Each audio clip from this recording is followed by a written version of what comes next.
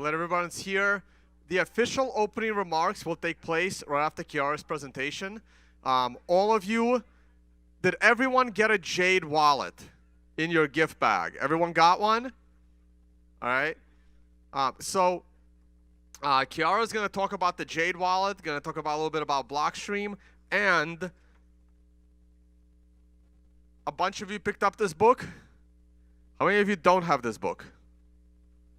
All right. We may be able to take care of that. So Kiara is also the author of this book. She'll talk about that as well. All right. I'm going to give it off to Kiara, and go for it. Thank you. Okay, now it's good? Okay, cool. So, hey, my name's Kiara. Thanks for the intro tone. Yeah, you guys all got Jade wallets. How many of you have used hardware wallets before this, or before the Jade? So basically everybody? That's awesome. Okay, great. And how many of you guys have already read my book? I know there's a few people who have come up to me. Awesome, thank you. Okay, cool. So everyone else, I'll give you a copy. Yeah, so I'm gonna do, because this format is like not really workshop appropriate, if anyone wants to do like, like a Jade tutorial, like more on hands, we can do that afterwards. I'll be around. So, a little bit about me. So again, Kiara, you can follow me on Twitter. I never tweet though, so maybe I should fix that. I am the research communicator at Blockstream. I've been working there for like 5 years. I've done sysadmin work, I've done DevOps work, I was an engineering intern, so now I'm doing research communication because that's what my passion is. So I wrote this book called Bitcoin Clarity back in 2019 before all the COVID stuff happened.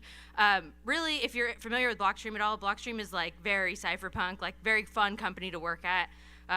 It's awesome. So when you work with a lot of the core devs and stuff like this, I realized that there was a disconnect between the way that most people were talking about Bitcoin and the way that cryptographers were. So, you got something for me? I can also hold the mic? Okay, no worries. Yeah, that's fine. Yeah, so my goal with the book was to explain Bitcoin with mental models without people having to learn how to code, because like I tried that, trust me, it's not the path you want to go down. I'm still anyway, I won't go further on that. But yeah, so if you can understand Bitcoin as a system, I think that's really my goal, is to help you do that. So this particular image here is about decentralization. And I've had a number of like auxiliary conversations at this conference about like how people don't understand decentralization anymore.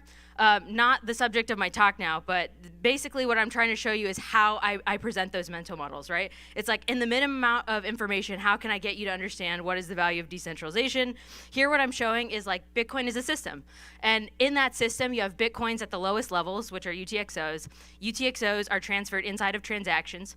Transactions are stored in blocks that are regulated by the system of full nodes and miners. Okay, and that whole thing produces what we call the blockchain. There's a whole bunch of questions that this doesn't answer, like why are there blocks, like things that should be obvious.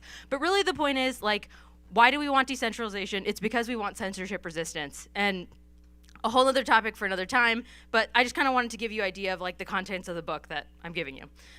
This is another mental model that I try to give people, is like, at the time that I wrote this, a lot of people were trying to explain like really complicated, like what is like asymmetric cryptography. It's not that hard, right? Like all it is, if you have any familiarity with a lock, and a lock typically has just like one key, right? And the function is you can turn it one way to lock it and another way to unlock it. Imagine if you split that function into two keys. Now you have one key to lock and one key to unlock. And like that's how the encryption mechanism works, is you have two keys, one key to lock and one key to unlock. And then I go down, because my goal is really to get you to understand UTXOs, because then it's like mind blowing. You can really understand a lot once you get to that point. I show what it looks at the level of data. So yeah, that's a little bit about the book. Separately, I'm also working on this other project. I'm editing a book. I think we're going to call it Codex 32, or if anyone's familiar with Shamir Secret Share, basically the idea is, aside from just like having cool dragons on it, is, let's see, if you're familiar with multi-sig, which I'm sure most of you are, basically what multi-sig does is it allows you to have multiple keys, and then some subset of those can sign to authorize a transaction, right? So instead, with Shamir Secret Share, you take one key and you split that up, and then some portion of the shares can reconstitute the original key. You would not use this for like you wouldn't share these shares with other people. It would just be for like your backup, right? So you could split your backup into multiple shares, and even if you could only get to 2 of them, you could still reconstitute the key. It's really cool, and what the nerds came up with is you could actually do this all on paper. And so I have these vowels printed out. I don't know if anyone's familiar with vowels. I'm going to take a guess and say not. But basically, vowels are paper calculators. So if you don't trust computers, you can do it all with paper. It takes a little bit of a while. So the book isn't actually finished yet, but that's a project that I'm working on that I can rant to you about another time. Talk to me about it, after this. So why don't we trust computers, right? Why is it interesting to do this whole mechanism on paper? And that, I think, bleeds into the talk of the Jade hardware wallet here. So one of the things that maybe is obvious but probably isn't is like how we think about attack surface, right? So I think this is a cool image. It's like you have your little Bitcoin citadel there, and then you have like a Victorian style house. It's like, which one is more vulnerable to attack, right? Well, obviously it's the one with all the windows. And like, more than just being more vulnerable to attack, it's also, if you were to break into this house, there's a lot of ways that I could sneak in and you wouldn't even know, right? Like I can open a door and close it, I can open a window and close it, but if you're trying to get into this castle on the other side, it's much more difficult, and perhaps if you had to break a window, you would know if the intruder entered, right? So that's kind of the way that I try to get people to understand security in the Bitcoin space, is like, if you can understand this, you can understand what we're trying to do with attack surface by minimizing it. I won't talk about trustlessness. Okay, so there's a number of different types of Bitcoin wallets. I'm sure most of us have used a variety of all of these, right? You have your software wallets where it's like maybe you're storing your own keys on your device. Then you have your web wallets where maybe it's custodial. Cold wallets where you could have the hardware wallet, which would count as cold, but also maybe paper wallets. And then just hardware wallets as its own separate category. So relating this to the idea of attack surface. So really what a lot of people talk about when they talk about hardware wallets is the idea of cold versus hot, right? Is it connected to the internet or is it not? That's valuable, for sure. But another part that's valuable is it single purpose, right? Like how much software is running on the device, how many libraries are running on the device, can we verify that all those libraries, I don't know what this is, someone's trying to connect. Can we verify that all those libraries are secure? Is there like secure random number generation occurring? So that's the way that's one of the ways that we approach building a hardware wallet, right? Is like, how do we minimize the amount of actual software on the app, on the device? Here I just have visualized your seed is actually stored on the hardware because that kind of becomes relevant in future slides. But to talk about the Jade specifically, the Jade is a hardware wallet that's really Bitcoin focused to reduce attack surface, right? So if you're using other hardware wallets that store other different types of cryptocurrencies, realistically, I think most people aren't even storing other cryptocurrencies on there. They're mostly storing those on, like exchanges and whatnot for trading. But if you're going to store Bitcoin, it makes sense to do it in the most secure way possible on a device that's single purpose. So this wallet is also open source and it has multi-sig support out of the box.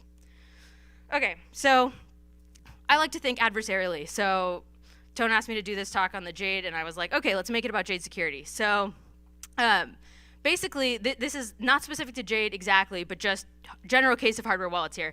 I like to think about this. You could say this is like the mental model of the hardware wallet on the side. So you have your application, your firmware, and your hardware, and your seed is stored on the hardware, right? So how can the attacker try to get at your seed? Now, all of this is predicated on the fact that they've actually gotten your device. So that's already a pretty high standard for security. So that's pretty good. But if someone does get in contact with your device, can they brute force the PIN? Right? So that's a vulnerability of the hardware wallets. There's an attack vector on the firmware, meaning that basically I can change the instructions on the hardware wallet to just not even request the PIN, right? Like I'm just bypassing it entirely by talking to the firmware. And I think all hardware has this vulnerability really, but it's what's called the glitch attack. So you can overload the system with just overload the hardware itself, and then you can watch what it does, and then this is called like a glitch attack, and you can take seeds out this way. Okay, so what can we do to mitigate these attacks? So as far as I'm aware, basically every wallet does this, but you'll rate limit the amount of times that you can introduce a PIN. So it's like 2-3 times, and they have different ways of handling that, of what happens after the PIN is tried 3 times. In addition to that, you'll use some sort of secure boot, meaning that gosh, this is like one of the vulnerabilities I saw. But basically, if you buy your hardware device off of not the manufacturer directly, like if you're getting it, like off eBay or something like that, someone could have installed bad hardware on there, or bad software on there, some sort of malicious attack. So we could prevent that if you have the secure boot. Basically, basically you need to trust the Blockstream server that all of the updates that you're getting is coming directly from Blockstream when you download your updates.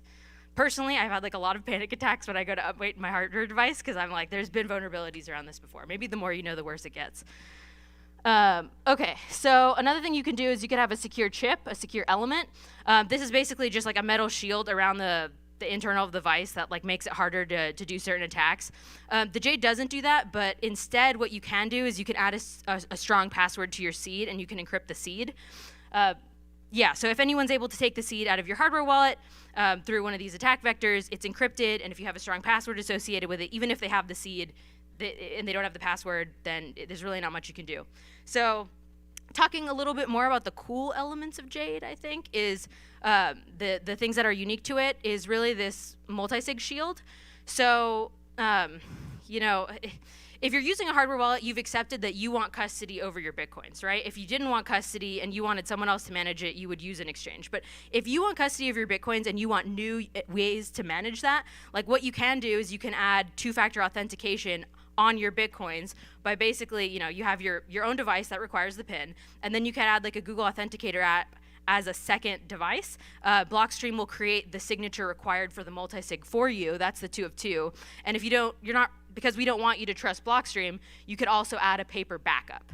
So if Blockstream servers were to go down and not be able to provide the blind signature for your 2FA, you could always just use the paper backup. And we've had this implemented for Green Address or for Green Wallet as well. So this is not super new, but it is unique to the Jade hardware wallet. So I think the last really unique feature of the Jade wallet is the camera. So, it really depends on how you're using Bitcoin, but if you're making transactions off of it, like if you're trying to move it, one of the most anxiety-inducing aspects of that is when you have to go and make a send, right? And like, so if you have to copy and paste an address and you're checking every single character, like my heart rate just goes to the roof every time I have to do that. So I would rather not, and the camera's really great for that. Okay, so originally we wanted this to be more like a workshop, yeah? So again, we can do this a little bit more afterwards, but basically what I'm showing here is in order to like get your wallet set up, you'll just go and download the Green Wallet, and it'll set up just like any normal wallet, right? So the image that I have here is just showing what's on the device, and then above will be sort of like what's not on the device, right? So you have your seed, which is stored on the device, and then becomes your set of hierarchical deterministic keys. And then you have, wrong way. Then you have your mnemonic, which is human readable. So then that's something that you would write down. And then you have your PIN, which you want to make as secure as possible, but you should also add a password. Okay, that's it. Thanks, guys. And if you have any questions for me, we'll take some questions. I think we have like 10 minutes, and I'll pass out books too. So thanks. Yep.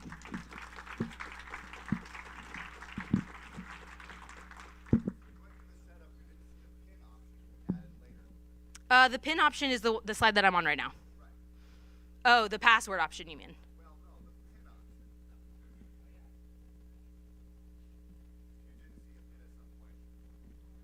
Can you go back and add it later? The PIN option is on the slide right now. So right, like I know, here I know. On the device. She's setting up her device. Oh, you didn't see the PIN on your device. Right, didn't pop up. Let's hang out afterwards. That's Okay. very odd. Thank you. Yeah. I believe that's a choice after the fact.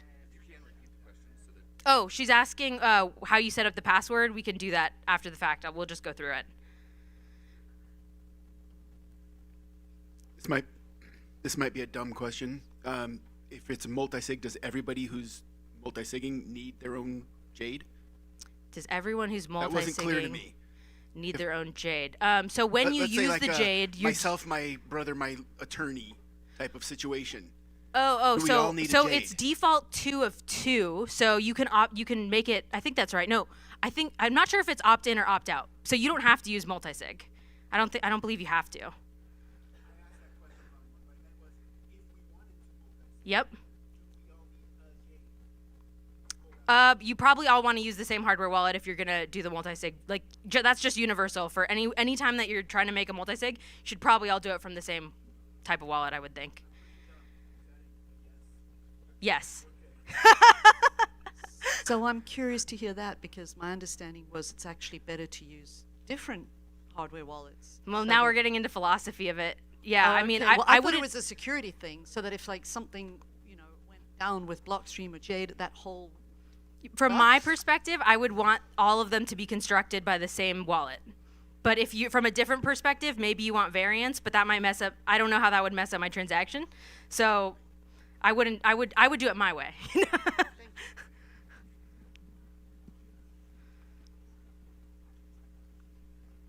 All right. I think. Oh, one more. Potentially two more. Hi, are you working on getting supported by the custodial services such as Unchained or Casa? Unchained or Kasha? I actually don't know. I don't know. I have to get back to you on that. This isn't what I primarily work on. I work on the research team, but was asked to do a Jade tutorial. I think we got one more over here. Cool, cool. My question is address types. Is it all? If I used Green Wallet once, it was all like nested, right? It was all three addresses. Is it? Are you guys doing different types? Can you do BC1 addresses? I top think addresses? those are advanced features that you can select for, but I'm not sure how the UX flow would be. We'd have to like check it out. So it defaults to the three addresses. The three addresses you mean? Nested, right? That's the nested SegWit. Yeah, probably. I'm not sure. I'm actually not sure on that. I don't know what it defaults to. I just know that they tend to add a lot of features in secret places, so we could look at that together. Okay, great. If you're interested, yeah. Okay, cool guys. Thank you so much. And I'll just go around, and if you have your hand up or something, we'll give you a book today.